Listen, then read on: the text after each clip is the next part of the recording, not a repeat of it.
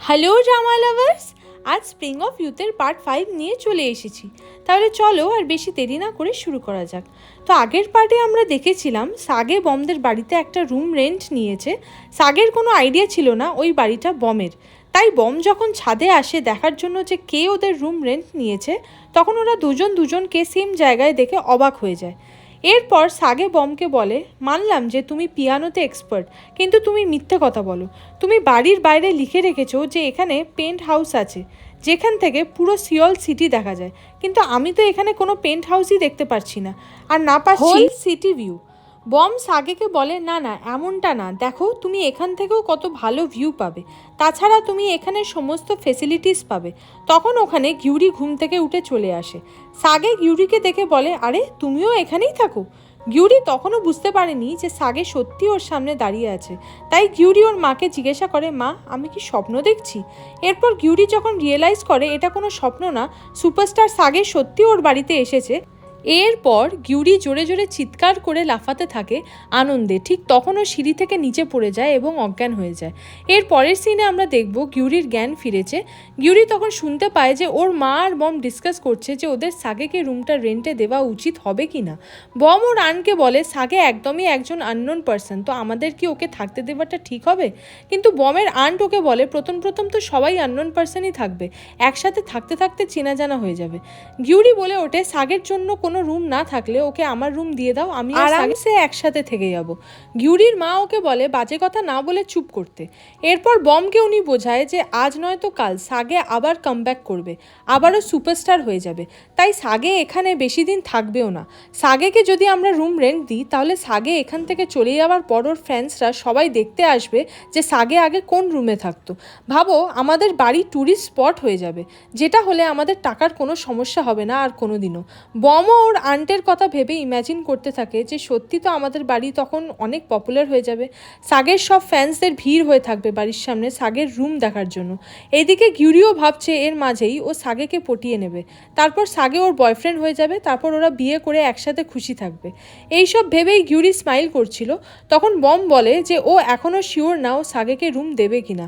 বমের aunt বমকে বলে, তুমি যদি না চাও সাগে এই বাড়িতে থাকুক তাহলে কোনো ব্যাপার না, আমি ওকে একটা এত বড় লম্বা রুলসের লিস্ট দেখিয়ে দেবো, যেটা দেখে ও এমনিও এই বাড়িতে আর থাকতে রাজি হবে না। এরপর বমের আন্ট ঠিক সেটাই করে, একটা লম্বা লিস্ট সাগেকে দেখায় আর বলে, তোমাকে এই সব রুলস মানতে হবে, আর ঠিক সকাল 7টায় উঠে পড়তে হবে। যদি তুমি 1 মিনিটও লেট করো তাহলে তুমি খাবার পাবে না, আর তুমি যদি এই সব রুলস মেনে নিতে পারো তাহলেই তুমি এই বাড়িতে থাকার পারমিশন পাবে, আদারওয়াইজ নয়। আর হ্যাঁ, আমার দুটো বাচ্চার থেকে সবসময় দূরে থাকবে। গিউরি ওর মাকে বলে, তুমি এইসব কি বলছো? তখন সাগে বলে, অ্যাকচুয়ালি একটা প্রবলেম হয়ে গেছে, আমি তো 7টায় উঠি না, বরং 6টাতেই উঠে পড়ি। যেটা শুনে মিস কিম বলে, কি তাহলে কি আমাকেও তাড়াতাড়ি উঠতে হবে এখন থেকে? এক কাজ করো, তুমি 1 ঘন্টা ওয়াকের জন্য চলে যাও, কারণ তুমি ব্রেকফাস্ট পাবে সকাল 7টায়, তার আগে না। বম সাগেকে বলে, রুম রেন্টের মান্থলি পেমেন্ট যেন আমরা সময় মতো পেয়ে যাই, পেমেন্ট নিয়ে কোনো রকম ডিলে আমরা চাই না। এটা শুনে সাগে কিছু মাসের রেন্টের টাকা ওদের প্রথমেই দিয়ে দেয়, যেটা দেখে ওরা অবাক হয় আর বলে, তুমি এত টাকা পেলে কি করে? সাগে বলে ওর ম্যানেজার ওকে দিয়েছিল। এত টাকা দেখে ওরা ভীষণই খুশি হয় এবং বম সাথে সাথেই ওকে থাকার পারমিশন দিয়ে দেয় আর বলে, তুমি এখানেই থাকো যতদিন। যেটা শুনে গিউরি আর সাগে খুবই খুশি হয়। নেক্সট সিনে আমরা দেখি সাগে ওর রুমে জিনিস গুছিয়ে রাখছে। এখানে ওর সাথে মিস্টার চোয়ের একটা ফটো দেখে সাগে বলে যে আমি জানি আপনি আমাকে আবারও ডাকবেন এবং ক্ষমা করে দেবেন। এরপর সাগে ওই রুমে বমের একটা ফটো খুঁজে পায়, যেটা সাগে একভাবে দেখতে থাকে। এরপর সাগে ওই ফটোটার একটা পিক নিজের ফোনেও ক্লিক করে রাখে। তারপর ও লক্ষ্য করে যে আরে, এটা তো সেই পিয়ানোটা যেটা বম সেদিন ওর পার্ট টাইম ওয়ার্ক প্লেসে বাজাচ্ছিল। এরপর রাতে বম যখন ছাদে এসে ওর ফেভারিট মেলোডি শুনছিল, তখন ওখানে সাগেও চলে আসে, তাই জন্য বম ওর মেলোডিটা বন্ধ করে দেয়। বম সাগেকে বলে, তুমি সারা সিওল ছেড়ে আমাদের বাড়িতেই কেন থাকতে এলে? সাগে বলে, কারণ আমার এই জায়গাটা ভীষণই চেনা চেনা মনে হয় বলে সাগে বমকে ভয় দেখায়, যার জন্য বম পড়ে যেতে যাচ্ছিল, কিন্তু সাগে ওকে ধরে ফেলে পড়ে যাওয়ার আগেই। এরপর সাগে বমকে বলে, আমাকে এই মেলোডির ব্যাপারে বলো না তো তোমাকে আমি ফেলে দেবো। বম বলতে চাইছিল না, বাট সাগে এমন করছে দেখে ফাইনালি বম বলে যে 7 বছর আগে আমার মা আমাকে একটা পিয়ানো গিফট করেছিল, সেই পিয়ানোতে আমি প্রথম এই মিউজিকটা তুলেছিলাম। এরপর সাগে বলে ও আচ্ছা বলে সাগে যখন বমকে ওঠায় তখন বম হঠাৎ করে সাগের এতটা ক্লোজে চলে আসে যে ওরা দুজনেই একটু শক হয়ে যায়। এরপর বম সাগেকে জিজ্ঞাসা করে তুমি বলো তুমি আমার এই মিউজিকটা কি করে তোমার ড্রিমে শুনতে পাও, কারণ আমি আজ অবধি এই মিউজিকটা রেকর্ড করিনি, তাহলে তুমি কি করে এই মিউজিকটার ব্যাপারে জানো? সাগে বলে আমি জানি না, আমার কাছে তোমার এই কোশ্চেনের কোনো আনসার নেই। নেক্সট সিনে আমরা দেখি সাগে যখন ঘুমিয়েছিল তখন ও আবারও সেম ড্রিম দেখে। এইবারও সেই বাচ্চা মেয়েটার মুখও ক্লিয়ারলি দেখতে পায়, যেখানে মেয়েটা ওর মায়ের সাথে খুবই খুশি ছিল এবং ওর মা ওকে যেই পিয়ানোটা গিফট করেছিল বাচ্চা মেয়েটা সেই পিয়ানোর উপর একটা র্যাবিট স্টিকার লাগিয়ে দেয় আর বলে আজ থেকে এটা আমার। আর ওর মায়ের মুখে আরও একটা স্টিকার লাগিয়ে বলে মা তুমিও আমার। এরপর সাগের ঘুম ভেঙে যায় আর বমের ফটো দেখে সাগে বলে তার মানে আমার ড্রিমে বারবার আমি যাকে দেখতাম সে আর কেউ না বম। নেক্সট ডে সাগে যখন জগিং করছিল তখন ও মনে মনে বলে যে আমার বমদের বাড়িতে আসা কোনো কোইন্সিডেন্স না, নিশ্চয়ই কোনো কারণ আছে আমার এখানে আসার। এরপর বাড়ি ফিরে ওয়াশরুমে নিজেকে দেখে সাগে বলে আরে দেখো তো আমি কতটা পারফেক্ট। ঠিক তখন বম কিছু না বুঝে ওখানে চলে আসে, যেটাতে ওরা দুজনেই এম্বারেসড ফিল করতে থাকে। এরপর বম তাড়াহুড়ো করে ওয়াশরুমের ডোর বন্ধ করে দেয়। এইদিকে বম ওর পার্ট টাইম জবে এসেছে একটা কনভেনিয়েন্স স্টোরে, যেখানে বম কিছু বটলের দিকে দেখে যাচ্ছিল যেগুলোতে সাগের ইমেজ লাগানো আছে। এরপর বম একটা বটল নিয়ে কনভেনিয়েন্স স্টোরের বাইরে চলে আসে এবং ওটা খেতে থাকে। ঠিক তখন ওখানে হঠাৎ সাগে চলে আসে, যেটা দেখে বম হঠাৎ করে শক হয়ে যায়। সাগে বমকে বলে তোমাকে কি তোমার মা একটা হোয়াইট পিয়ানো গিফট করেছিল যেখানে তুমি একটা র্যাবিট স্টিকার লাগিয়ে দিয়েছিলে? বম সাগের কথা শুনে অবাক হয় আর বলে তুমি এইসব জানলে কি করে? তোমাকে কি আমার আন্ট কিছু বলেছে? সাগে বলে আরে তার মানে আমি তোমাকে নিয়ে ড্রিমে যা যা দেখি সেগুলো সব সত্যি? এরপর ওখানে বমের শপ ওনার চলে আসে এবং বমকে একটু বকে বলে তুমি কি করছো এতক্ষণ বাইরে দাঁড়িয়ে, এটাকে তোমার বয়ফ্রেন্ড? এরপর উনি নোটিস করে এটা তো সুপারস্টার সাগে। উনি বমকে বলে তুমি সুপারস্টার সাগেকে ডেট করছো নাকি? এটা শুনে বম ওনাকে জোর করে শপের ভিতরে ঢুকিয়ে তারপর আবার বম বাইরে বেরিয়ে আসে এবং সাগেকে বলে কিসের সুপারস্টার, যে নিজের জন্য স্ট্যান্ড নিতে জানে না? বম বলে তোমার তো নিজের জন্য আওয়াজ ওঠানো উচিত ছিল যখন ওই ছেলেগুলো ইচ্ছা করে তোমাকে ফাঁসিয়েছিল। তুমি যেটা করনি সেটাই সবাইকে জানাতে পারতে প্রেস কনফারেন্সে, তা না করে তুমি সবাইকে সরি বলে এজেন্সি ছেড়ে কেন বেরিয়ে এলে ভিতুর মতো? সাগে বলে মানে? ঠিক তখন শপের ওনার লুকিয়ে বম আর সাগের ভিডিও করে নেয়।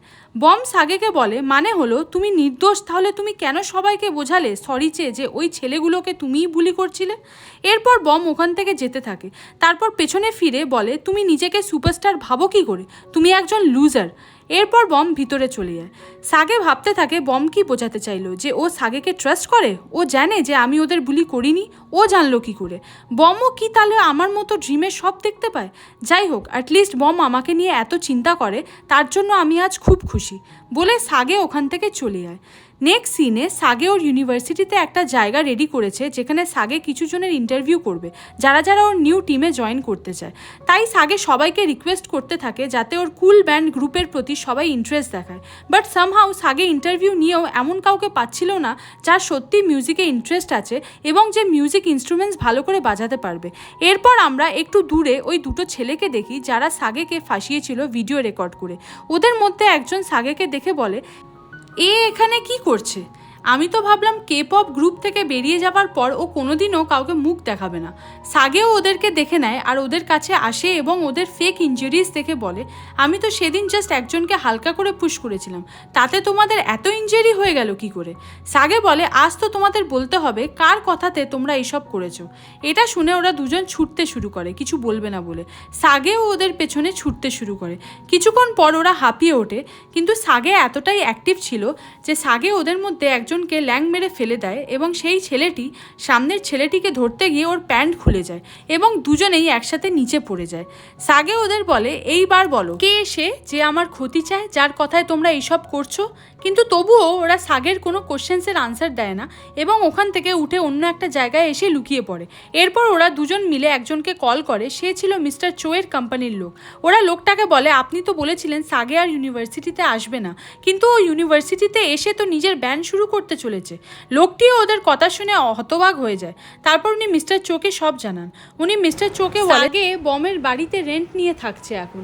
মিস্টার চো মনে মনে ভাবতে থাকে কোথায় আমি এসব করছি যাতে ওদের দুজনকে একসাথে না দেখি, কিন্তু ওরা তো আরও ক্লোজে চলে আসছে। আমি কি তাহলে সাগেকে কোম্পানি থেকে তাড়াহুড়ো করে বার করে ভুল করলাম? মিস্টার চো চিন্তাতে এবং উনি অর্ডার করে যেভাবেই হোক সাগেকে বমের থেকে দূর করতে হবে। এমন কিছু করো যাতে সাগে ইউনিভার্সিটি আর বমের বাড়ি দুটোই একসাথে ছেড়ে দেয়। সেই মতো ওরা আবারও সাগেকে ফাঁসানোর অন্য মতলব করে। মিস্টার চোয়ের কোম্পানির লোকটি আবারও ওই দুটো ছেলের কাছে আসে এবং বলে আরও বড় ঝামেলা ক্রিয়েট করতে। এই দুটো ছেলে সাগের সব ক্লাসমেটদের সাথে মিট করে ওদের টাকা দিয়ে সাগের সাইড থেকে ওদের সাইডে করে নেয়। সো হাই ড্রামা লাভার্স, এখানেই পার্টটি শেষ হলো। সো প্লিজ সাবস্ক্রাইব করে রেখো চ্যানেলটা, তাহলে তোমরা নেক্সট পার্টের নোটিফিকেশন সবার আগে পেয়ে যাবে। তো দেখা হচ্ছে নেক্সট পার্ট নিয়ে। বাই।